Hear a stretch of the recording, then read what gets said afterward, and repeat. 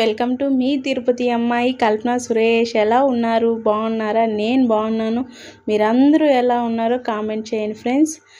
అందరికీ వినాయక చవితి శుభాకాంక్షలు అండి. లేట్గా పెడుతున్నాను, ఏమనుకోకండి.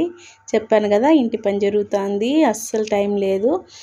ఇంకా మార్నింగ్ నుంచి అయితే నేను వీడియో అయితే తీయలేదండి. ఇంకా హడావిడిగా చేసుకుంటున్నాను. ఇంకొకదాన్నే చేసుకోవాలి కదా. అంతా పూజ అంతా అయిపోయినాక తర్వాత నేను మా ఆయన అయితే అలా షూట్ చేద్దామని స్టార్ట్ చేశాను. మా ఇంటి గణపయ్య చూసారు ఎంత అందంగా ఎంత బాగున్నారో కదా. ఎందుకో వినాయక చవితి రోజు బాగా అలంకరిస్తాం, మళ్ళీ ఈవినింగ్ అంతా తీసుకెళ్ళి పెట్టేస్తాం కదండి. చాలా బాధేస్తుంది. ఇంట్లో పూజ రూమ్ అనేది తనిగా ఉంటే 3 days పెట్టుకోవచ్చు, మాకు లేదు కదా అనేసి ఇంకా ఆ రోజు అంత కష్టపడి చేసి ఎత్తుకోపోయి మళ్ళీ పెట్టేస్తాము. కాకపోతే చిన్న వినాయకుడిని పెద్ద వినాయకుడిని దగ్గరే చేరుస్తాము. నేనైతే ఆ రోజు ఏమేమి చేశానంటే బెల్లం సాదం చేశాను, వడలు చేశాను, పాయసం చేశాను, బెల్లం పాయసం చేశాను, గుగ్గుళ్ళు ఉడకపెట్టాను, కుడుములు చేశాను, అరటికాయ తాలింపు చేశాను, సాంబార్ చేశానండి. లడ్డు అయితే ఈసారి చేయలేదు, బయట నుంచి తెప్పించా. లాస్ట్ ఇయర్ లడ్డు కూడా చేశానండి, మోతీచూర్ లడ్డు.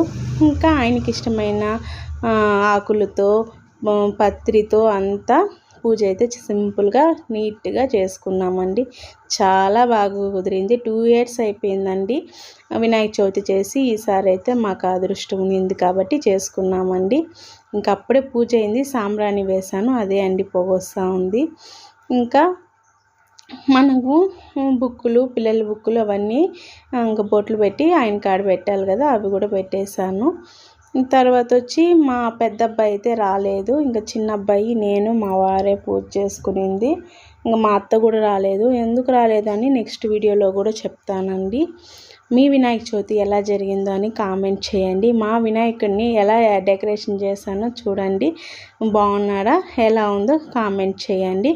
ఆ సాంబ్రాణి పొగల్లో అంత క్లారిటీ లేదు, మళ్ళీ కూడా చూపిస్తాను లాస్ట్లో. పూజ అయితే వంటలైతే 10:30 అంతా అయిపోయింది. సింపుల్గానే చేశానండి ఈసారి, ఇంకెవ్వరూ లేరు కదా, మేము ముగ్గురమే కదా అని. తర్వాత డెకరేషన్ అవంతా చేసి 10:30 అంతా వంట అయిపోయింది. ఇంకా డెకరేషన్ అంతా చేసే లోపల 12 అయిపోయిందండి. ఎక్కువ డెకరేషన్కే టైం పట్టింది, అంటే సింపుల్గానే లేండి. ఇంకా ఆయనకి ఎక్కువ ఇష్టమైన పండ్లు అవన్నీ కూడా తెచ్చిపెట్టినాము. మీరందరూ ఎలా చేసుకున్నారో నాకు కామెంట్ చేయండి. ఇదిగోండి పైనుంచి చూపిస్తున్నాను వీడియో అయితే, ఒకసారి క్లియర్గా చెప్పండి. మా వినాయకుడు ఎలా ఉన్నాడో కామెంట్ కూడా చేయండి ఫ్రెండ్స్. ఆ వినాయకుడు ఆశీస్సులు మీకు ఎల్లవేళ ఉండాలని మనస్ఫూర్తిగా కోరుకుంటున్నాను. అలానే మీరు అనుకున్న పనిలో ఏ ఆటంకం లేకుండా కూడా చూడాలని మనస్ఫూర్తిగా కూడా కోరుకుంటున్నాను. అలానే నా పనులలో కూడా అలానే ఉండాలని నేను కోరుకుంటున్నానండి. చూడండి, నేను ఒక్కదానే కాదండి, మా వారు కూడా హెల్ప్ చేశారు. ఇద్దరం కలిసి ఇలా అయితే డెకరేషన్ అయితే చేస్తామండి.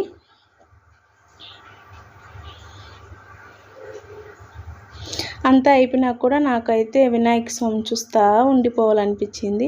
అందుకని మళ్ళీ వీడియో తీసుకుంటూ కూర్చున్నాను. ఇంకా రానే టైం వచ్చిందండి ఈవినింగ్ అయితే వినాయక స్వామిని అయితే తీసుకెళ్ళి మా వీధిలో పెద్ద వినాయకుడిని పెట్టారండి, అక్కడికైతే తీసుకుపోయి పెట్టేసామండి. చెమటలు చూసారా, ఈవినింగ్ మళ్ళీ హారతి ఇచ్చి మళ్ళీ తీసుకెళ్తాం కదండి, అందుకనేసి చెమటలు పట్టిపోయింది. ఈ శారీ వచ్చి రాఖీ పండగకి మా తమ్ముడు ఇచ్చాడు, ఇంకా ఆ రోజు కట్టుకున్నానండి. ఇంకా ఇంటికి ఆ వినాయకుడిని పెట్టేసి వచ్చి కాసేపు రిలాక్స్ అయిపోయి మా ఇంటి దగ్గర ఉన్న చుట్టుపక్కల ఉన్న వినాయకులను అయితే చూడడానికి వెళ్ళామండి.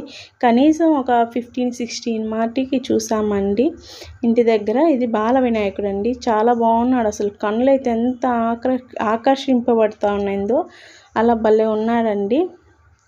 ఇంకా మేమందరం పక్కన అక్క వాళ్ళతో కూడా వెళ్ళేసి అంతా చూసేసి వచ్చాను నేను. మా అబ్బాయి మా వాళ్ళ ఫ్రెండ్స్తో వెళ్ళాడు, మా వారైతే వెళ్ళలేదు. ఇంకా ఆయన తెల్లారలేసి షాప్కి దానికి తిరిగి అలసిపోయి ఇంట్లో ఉన్నాడు. ఇంకెట్లా మళ్ళీ ఆయన వెళ్తూ ఉంటారు కాబట్టి బయట చూస్తూ ఉంటాడు. ఇంకా నెక్స్ట్ డేనే ఊరికి వెళ్ళాలండి. ఎందుకు ఏమనేది కూడా నేను చెప్తాను.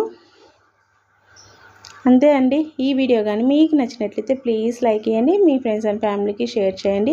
వినాయక స్వాముల ఆశీస్సులు ఎప్పుడు ఉండాలని కోరుకుంటూ సెలవు తీసుకుంటున్నాను. బాయ్.